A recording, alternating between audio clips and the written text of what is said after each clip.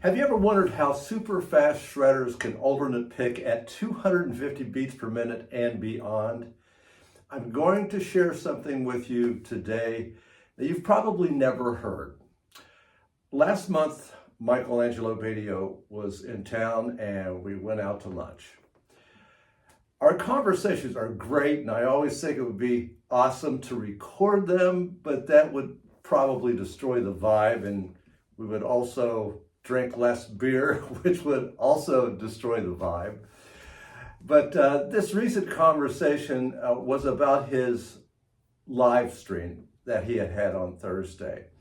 He alternate picked 16th notes at 270 beats per minute. I said, man, I can't believe that.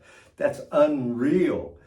I said, for me, 130 beats per minute is about the limit. Yes, I can play much faster, maybe even 180 beats per minute and beyond, but that includes a lot of hammer pulls. I said, Michael, you're left-handed, but you play a right-handed guitar. How fast can you play a left-handed guitar left-handed?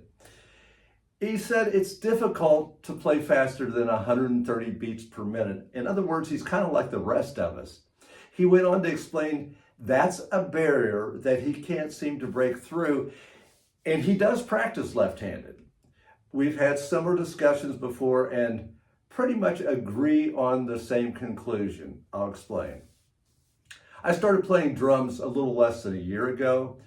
The first surprise I had was how uncoordinated my left hand is. Now, drummers refer to that as a problem with my weak hand, as opposed to my right hand, much better, much more coordinated, and that's my dominant hand.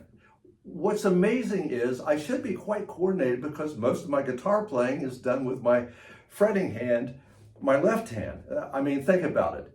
Picking is easy with the right, and it's almost as easy with the left, maybe about the same. It doesn't require a high degree of coordination.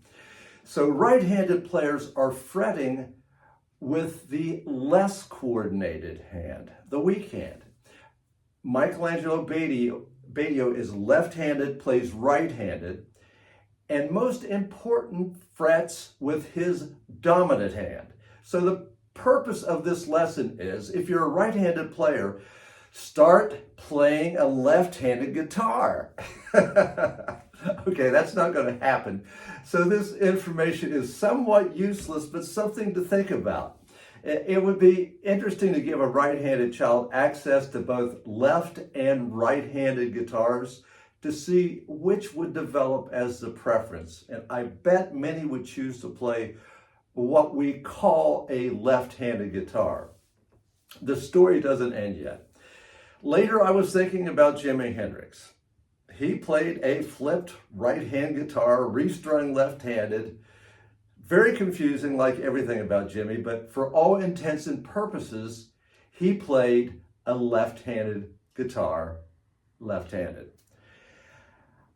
I Googled, was Jimi Hendrix left-handed? And here's what I found. Hendrix was not strictly left-handed, but he wrote, ate, and held the telephone with his right hand. So like Michael, his fretting hand was his dominant hand.